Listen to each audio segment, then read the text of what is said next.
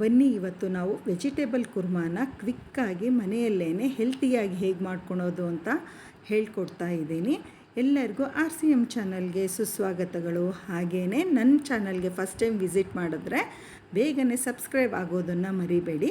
ನಾನಿಲ್ಲಿ 1 ಕಪ್ಪಷ್ಟು ಹೆಸರು ಕಾಳನ್ನ ತೊಳೆದ್ಬಿಟ್ಟು ಇಟ್ಕೊಂಡಿದ್ದೀನಿ. ಹಾಗೆಯೇ ಚಿಕ್ಕದಾಗಿ ನನಗೆ ಇಷ್ಟ ಆಗಿರ್ತಕ್ಕಂತಹ ಎಲ್ಲ ವೆಜಿಟೇಬಲ್ಸ್ನು ಕಟ್ ಮಾಡಿ ತೊಳೆದ್ಬಿಟ್ಟು ಹಾಕಿದ್ದೀನಿ.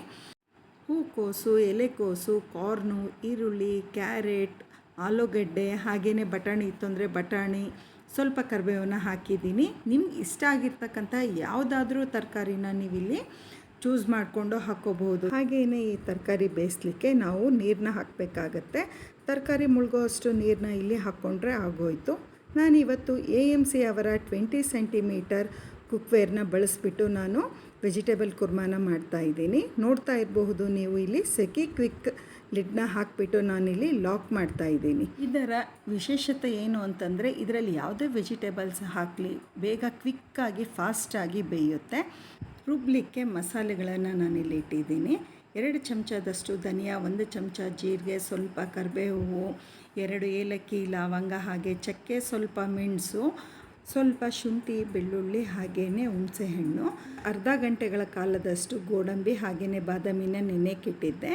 ಒಣ ಕೊಬ್ಬರಿ 1 ಬಟ್ಲು ತೊಗೊಂಡಿದ್ದೀನಿ. ನೀವು ಬೇಕು ಅಂತಂದರೆ ಹಸಿ ಕೊಬ್ಬರಿನೂ ಕೂಡ ಇಲ್ಲಿ ಹಾಕಬಹುದು.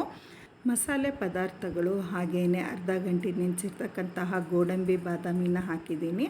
ಸ್ವಲ್ಪ ಕೊಬ್ಬರಿನ ನಾನಿಲ್ಲಿ ಉಳಿಸ್ಕೋತಾ ಇದ್ದೀನಿ. ಇನ್ನು 3/4 ಭಾಗ ಕೊಬ್ಬರಿ ನಾನು ರುಬ್ಲಿಕ್ಕೆ ಹಾಕಿದ್ದೀನಿ. ಇದಕ್ಕೆ ಸ್ವಲ್ಪ ನೀರು ಹಾಕಿಬಿಟ್ಟು ನಾವಿವಾಗ ರುಬ್ಕೊಂಬರೋಣ.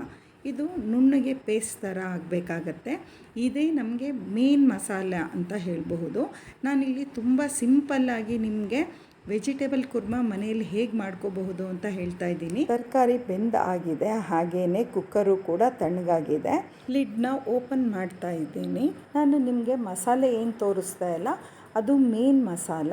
ನೀವು ಬೇಕು ಅಂತಂದರೆ ನಿಮಗೆ ಇನ್ನೂ ಹೆಚ್ಚಿಗೆ ಏನಾದರೂ ಹಾಕಬೇಕು ಅನಿಸಿದ್ರು ಕೂಡ ಮಸಾಲೆಗೆ ಹಾಕಬಹುದು. ಇಲ್ಲಿ ತರಕಾರಿ ಎಲ್ಲ ಎಷ್ಟು ಚೆನ್ನಾಗಿ ಬೆಂದಿದೆ ಅಂತ ನೋಡ್ತಾ ಇದ್ದೀರಾ.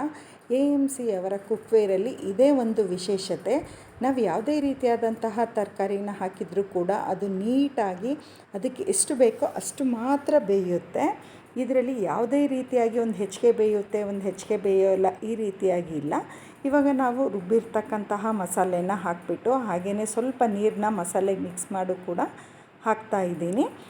ರುಚಿಗೆ ಅನುಗುಣವಾಗಿ ಉಪ್ಪು, ಹಾಗೆಯೇ ಸ್ವಲ್ಪ ಬೆಲ್ಲ, 1 ಚಮಚದಷ್ಟು ಖಾರದ ಪುಡಿ, 1 ಚಮಚ ಸಾಂಬಾರು ಪುಡಿ, ಇಷ್ಟನ್ನು ಹಾಕಿಬಿಟ್ಟು ನಾನು ಇವಾಗ ಚೆನ್ನಾಗಿ ಮಿಕ್ಸ್ ಮಾಡ್ತಾ ಇದ್ದೀನಿ. ನನ್ನ ಈ ವಿಡಿಯೋ ಇಷ್ಟ ಆಗಿತ್ತು ಅಂತಂದರೆ ಲೈಕ್ ಮಾಡೋದು ಮಾತ್ರ ಮರಿಬೇಡಿ. ಹಾಗೆಯೇ ನಿಮ್ಮ ಫ್ಯಾಮಿಲಿ ಫ್ರೆಂಡ್ಸ್ಗೂ ಕೂಡ ಶೇರ್ ಮಾಡಿ. ನನ್ನ ಈ ಚಾನಲ್ನಲ್ಲಿ ಇನ್ನೂ ಹಲವಾರು ರೆಸಿಪೀಸ್ನ ಹಾಕಿದ್ದೀನಿ. ಅದನ್ನು ಕೂಡ ನೀವು ನನ್ನ ಚಾನಲ್ಗೆ ಹೋಗಿಬಿಟ್ಟು ನೋಡಬಹುದು. ನಾನಿಲ್ಲಿ ಇದಕ್ಕೆ ಸ್ವಲ್ಪ ನೀರು ಬೇಕು ಅನ್ನಿಸ್ತು, ನೀರು ಹಾಕ್ತಾ ಇದ್ದೀನಿ. ನೀವು ಇದೇ ಹಂತದಲ್ಲಿ ಬೇಕು ಅನಿಸಿದ್ರೆ ಫ್ರೆಶ್ ಕ್ರೀಮ್ ಇರಬಹುದು ಅಥವಾ ಮನೆಯಲ್ಲೇ ಇರ್ತಕ್ಕಂತಹ ಕೆನೆಯೂ ಕೂಡ ನಾವು ಸ್ವಲ್ಪ ಎತ್ತಿಟ್ಕೊಂಡ್ಬಿಟ್ಟು ಇದಕ್ಕೆ ಹಾಕಿದಾಗ ಇನ್ನೂ ರಿಚ್ನೆಸ್ ಬರುತ್ತೆ, ಇನ್ನೂ ಚೆನ್ನಾಗಿ ಗ್ರೇವಿ ರೆಡಿ ಆಗುತ್ತೆ. ನಾನಿವಾಗ ಒಗ್ಗರಣೆಗೆ ಅಂತ ಅಂದ್ಬಿಟ್ಟು ಒಂದು ಪಾತ್ರೆ ಇಟ್ಟು ಅದಕ್ಕೆ 2 ಚಮಚದಷ್ಟು ಎಣ್ಣೆ ಹಾಕಿದ್ದೀನಿ. 1 ಚಮಚ ಸಾಸಿವೆ, ಹಾಗೆ 1 ಚಮಚ ಜೀರಿಗೆನ ಹಾಕಿಬಿಟ್ಟು ಅದು ಚಟಪಟ ಅಂತ ಅಂದಮೇಲೆ ಉದ್ದುದ್ದಕ್ಕೆ ಹೆಚ್ಚಿರ್ತಕ್ಕಂತಹ ಹಸಿಮೆಣಸಿನ್ಕಾಯಿನ ಸೇರಿಸ್ತಾ ಇದ್ದೀನಿ. ಹಸಿಮೆಣಸಿನ್ಕಾಯಿನೂ ಚೆನ್ನಾಗಿ ಹುರ್ಕೊಂಡ್ಬಿಡಿ. 2 ಟೊಮೆಟೊನ ಚಿಕ್ಕದಾಗಿ ಹೆಚ್ಚಿಬಿಟ್ಟು ಅದನ್ನು ಕೂಡ ಒಗ್ಗರಣೆಗೆ ಹಾಕಿದ್ದೀನಿ. ಟೊಮೆಟೊ ಕೂಡ ಚೆನ್ನಾಗಿ ಹುರಿಬೇಕಾಗತ್ತೆ. ಚೆನ್ನಾಗಿ ಫ್ರೈ ಆಗಿದೆ. ನಾನಿವಾಗ ಒಲೆನ ಆಫ್ ಮಾಡಿಬಿಟ್ಟು ನಮ್ಮ ಗ್ರೇವಿ ಕೂಡ ರೆಡಿಯಾಗಿದೆನೋ ಇಲ್ಲೋ ಅಂತ ನಾನು ನೋಡ್ತಾ ಇದ್ದೀನಿ. ಚೆನ್ನಾಗಿ ಕುದೀತಾ ಗ್ರೇವಿ ಗಟ್ಟಿನೂ ಆಗಿದೆ. ನಾವು ಮಾಡಿರ್ತಕ್ಕಂತಹ ಒಗ್ಗರಣೆ ಏನಿದೆ ಇದನ್ನು ನಾವು ಗ್ರೇವಿಗೆ ಮಿಕ್ಸ್ ಮಾಡ್ತಾ ಇದ್ದೀನಿ. ಮಿಕ್ಸ್ ಮಾಡಿ ಇದನ್ನು ಚೆನ್ನಾಗಿ ಕೈಯಾಡಬೇಕಾಗತ್ತೆ. ನಾನಿಲ್ಲಿ ಮಿಕ್ಸ್ ಮಾಡಿ ಕೈಯಾಡುವಾಗ ಮನೆಯೆಲ್ಲ ಎಷ್ಟು ಚೆನ್ನಾಗಿ ಪರಿಮಳ ಬರ್ತಾ ಇತ್ತು ಅಂದರೆ ಗ್ರೇವಿದು ತುಂಬ ಘಮ ಘಮ ಅಂತ ಇತ್ತು. ನಮ್ಮ ವೆಜಿಟೇಬಲ್ ಕುರ್ಮಾ ಗ್ರೇವಿ ಏನಿದೆ ಅಲ್ಲ ಇದು ಆಲ್ಮೋಸ್ಟ್ 80% ಗ್ರೇವಿ ರೆಡಿ ಆಗೋಗಿದೆ. ನಾನು ಮಾಮೂಲಿ ಆಗಿರ್ತಕ್ಕಂತಹ ಲಿಡ್ನ ಮುಚ್ತಾ ಇದ್ದೀನಿ. ಇದು 98 ಡಿಗ್ರಿ ಬಂತು ಅಂದರೆ ನಮ್ಮ ಗ್ರೇವಿ 100% ಪೂರ ರೆಡಿಯಾಗಿದೆ ಅಂತಲೇ ಅರ್ಥ. 1 ನಿಮಿಷಕ್ಕೆ 98 ಡಿಗ್ರಿಗೆ ಇದು ಬಂದುಬಿಡುತ್ತೆ. ನೀವು ಯಾವಾಗ ಬೇಕೋ ಆವಾಗ ನೆನೆಸ್ಕೊಂಡಾಗ ಈ ರೀತಿಯಾಗಿ ಹೋಟೆಲಲ್ಲಿ ಮಾಡುವಂತಹ ಸ್ಟೈಲಲ್ಲೇ ನೀವು ಕುರ್ಮಾ ರೆಡಿ ಮಾಡ್ಕೋಬಹುದು. 98 ಡಿಗ್ರಿಗೆ ಬಂದಾಗಿದೆ.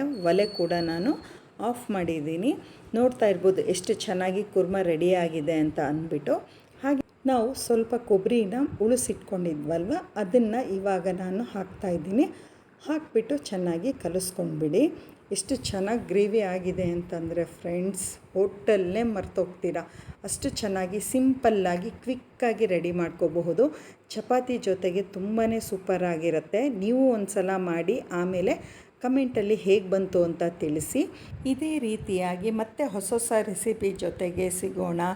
ಎಲ್ಲರಿಗೂ ಬಾಯ್ ಬಾಯ್.